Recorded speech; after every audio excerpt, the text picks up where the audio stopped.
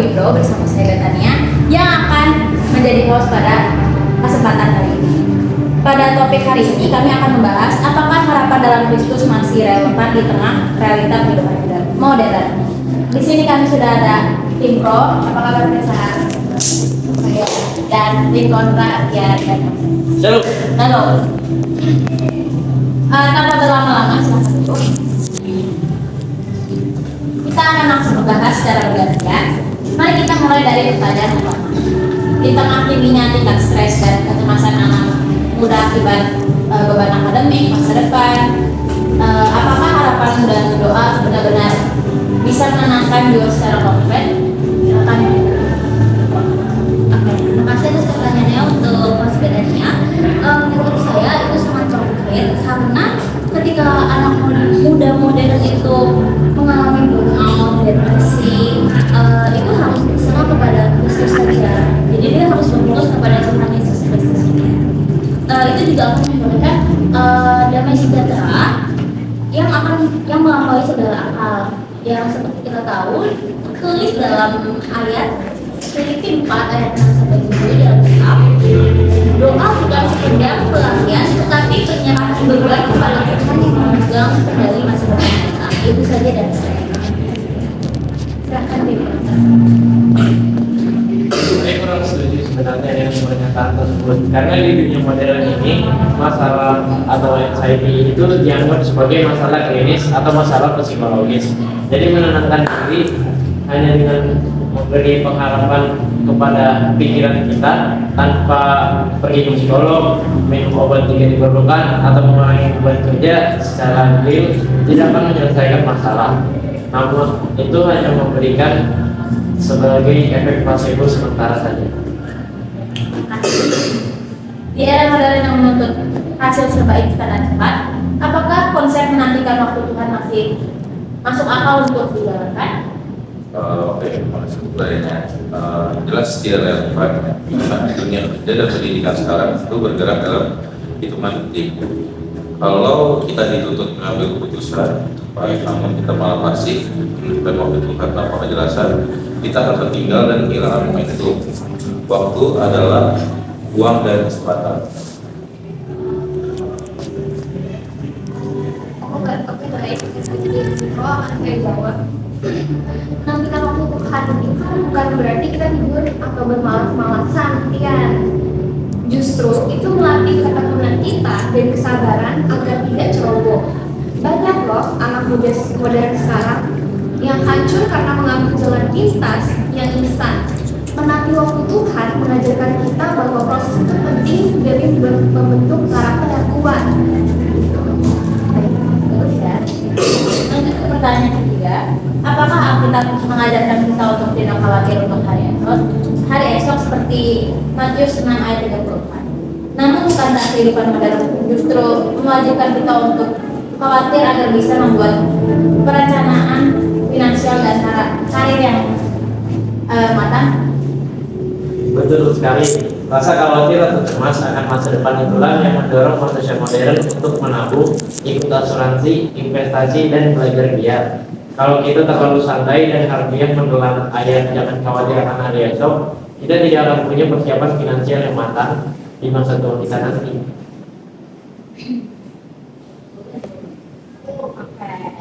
Dari tim maksud Yesus di Matius 6 itu bukan melarang kita untuk membuat rencana ataupun menabung, dan yang dilarang itu adalah kekhawatiran. Jadi yang kekhawatiran itu yang mengikat hati hingga kita kehilangan iman kita sendiri dan juga kedamaian yang ada di diri kita. Kita juga tetap merencanakan masa depan dengan bertanggung jawab, tetapi fondasi keamanannya ada di dalam Tuhan itu saja. Gitu ya Mas. Bukan pada jumlah saldo di hidup kita.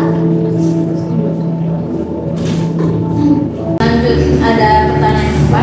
Banyak orang sukses di era modern sekarang yang berhasil dan mengandalkan kekuatan sendiri. Bukankah ini bukti sebagai kita bisa berhasil tanpa bantuan dan harapan dari Kristus?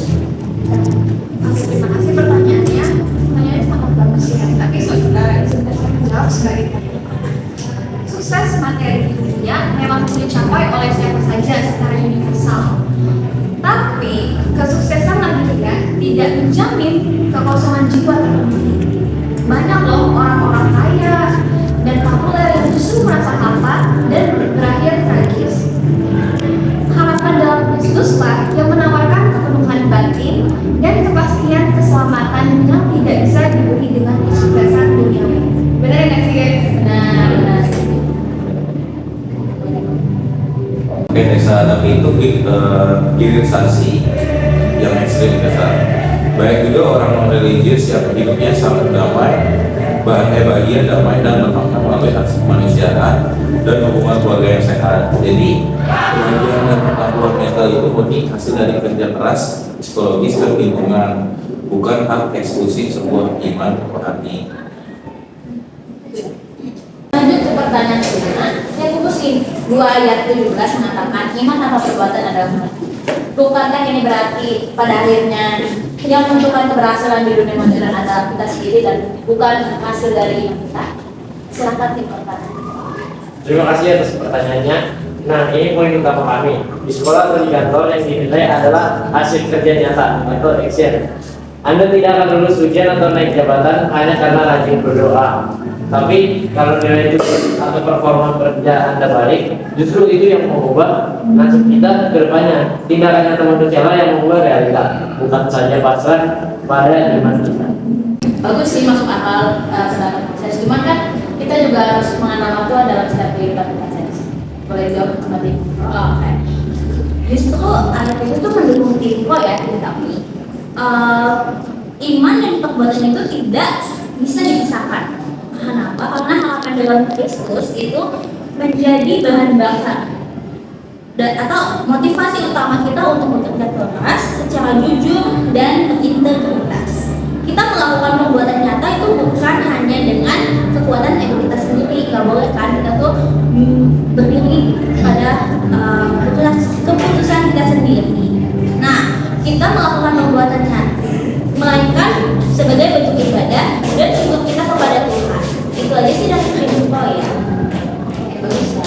Lanjut ke pertanyaan yang keenam.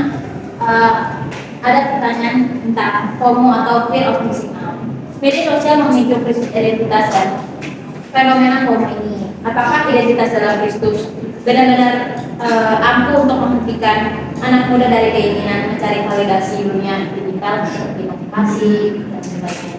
Seperti itu. Oke, izinkan saya menjawab terlebih dahulu. Menurut saya sih sangat ampuh jika dihidupi dengan benar. Ketika seorang anak muda tahu identitasnya adalah sebagai anak pilihan Allah yang berharga, yang seperti yang tertulis di dalam 1 Petrus 2 ayat 9, yaitu dia tidak akan lagi mengemis likes atau komentar di media sosial untuk merasa berharga. Karena imannya membentengi dia dari tekanan standar kecantikan atau kekayaan palsu seperti di dunia nyata atau yang seperti kita lihat dalam media sosial seperti Instagram, YouTube, dan lain-lain. Itu menurut saya. Oke, secara teori kedengarannya itu indah ya, Tessa. Tapi realitanya itu remaja Kristen pun tetap terpengaruh algoritma media sosial. Rasa tidak aman atau insecurity itu tetap muncul saat melihat pencapaian orang lain. Solusi yang lebih efektif adalah melakukan digital detox, membatasi screen time dan belajar mencintai diri sendiri secara psikologis, bukan hanya sekedar membaca ayat. Saya tahu sih, karena benar ya di anak muda lebih berpacu sama media sosial seperti TikTok, Instagram, YouTube. Namun perlu disadari bahwa kita juga perlu mengandalkan Tuhan dalam kehidupan kita dan mengenal siapa identitas sebenarnya, tidak hanya lewat dari identitas Instagram, TikTok. Lanjut ke pertanyaan yang ketujuh. Ketika seseorang mengalami musibah berat atau kegagalan karir di zaman modern ini, mengapa harapan Kristus seringkali dianggap tidak menjawab kebutuhan mendesak mereka? Beri jawab oleh.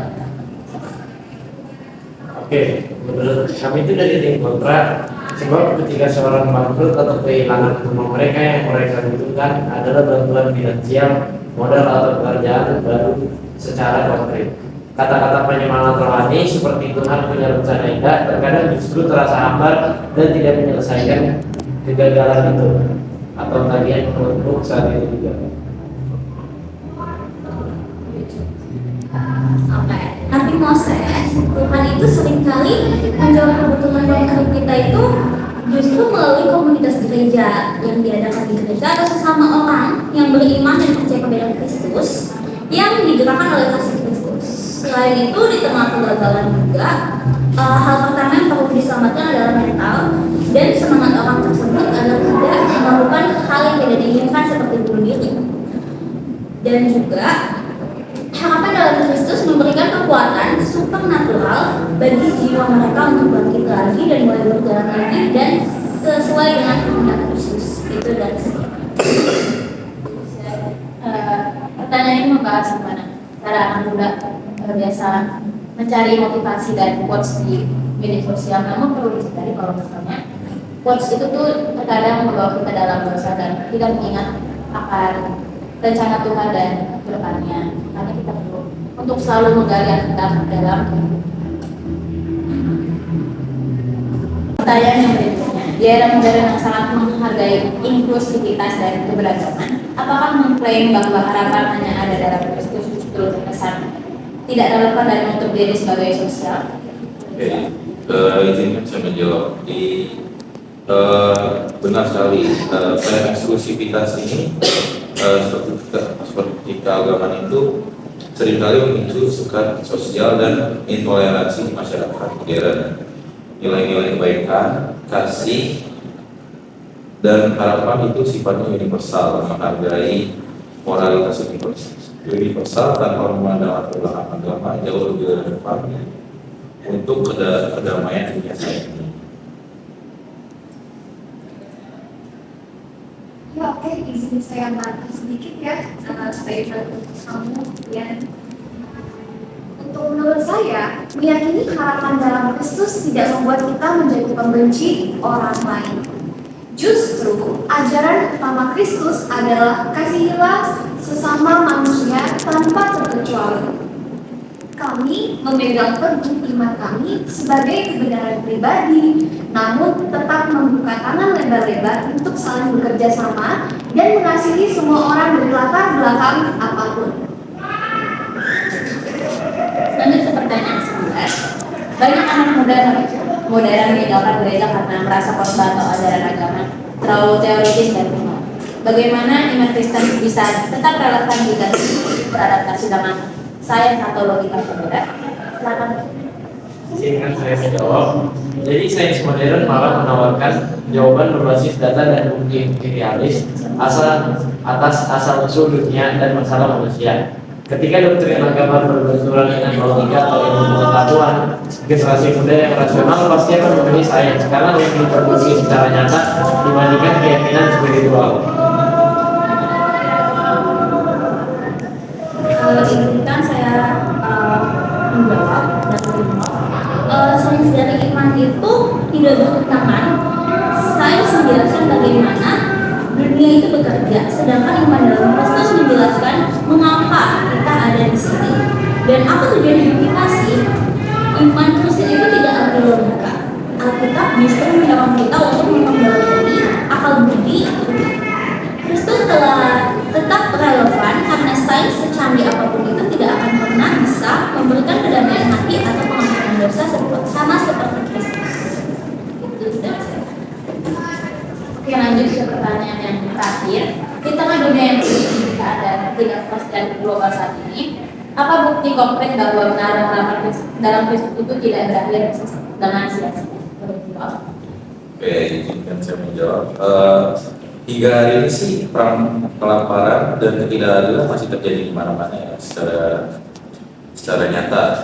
Jika harapan itu nyata, realita dunia seharusnya baik karena dunia tetap kacau, maka bersandar pada kekuatan kolektif manusia itu hukum yang tegas dan diplomasilah yang menjadi satu-satunya harapan realistis bagi peradaban kita. Kalau dari saya sendiri sih, Saya menghargai statement kamu, tetapi saya kurang setuju dengan statement ini. Dan saya memiliki alasan tersebut mengapa saya tidak setuju. Jadi izinkan saya menjawab. Bukti konkret ada pada jutaan hidup orang beriman yang diubahkan. Di tengah penderitaan dunia, harapan dalam Kristuslah yang memampukan kita untuk tidak menjadi putus asa. Dunia ini memang sementara dan penuh tantangan. Tetapi Kristus berjanji di Yohanes 16 ayat 33 bahwa Yesus telah mengalahkan dunia. Harapan kita bukan pada dunia yang sempurna, melainkan pada janji kekekalan bersamanya. Itu dari saya. Baik, terima kasih untuk kepada dua tim yang telah berkumpul pada kesempatan hari ini. Sangat bagus ya dan sibuk. Tim kontra mengingatkan bahwa kita perlu realistis terhadap kehidupan dunia, bahwa kehidupan dunia menuntut logika, sains, dan kerja keras, dan bukan sekedar hanya berharap pada Kristus. Namun, tim kontra tim pro mengingatkan untuk pentingnya jangkar atau anchors dalam Kristus, bahwa di tekanan zaman saat ini harapan dalam Kristus memberikan kita kekuatan dan identitas kesungguhnya supaya kita juga tidak terbawa arus oleh dunia. Jadi kedua tim ini sebenarnya saling melengkapi satu sama lain. Tantangan kita sebagai generasi muda bukanlah memilih salah satu, melainkan menjadikan iman pada Kristus sebagai fondasi dan motivasi utama untuk melakukan tindakan nyata yang berdampak pada dunia saat ini. Saya datanya mewakili Tessa Lovia dan Moses, izin pamit dulu ini. Selamat berjumpa di talk show selanjutnya. Terima kasih.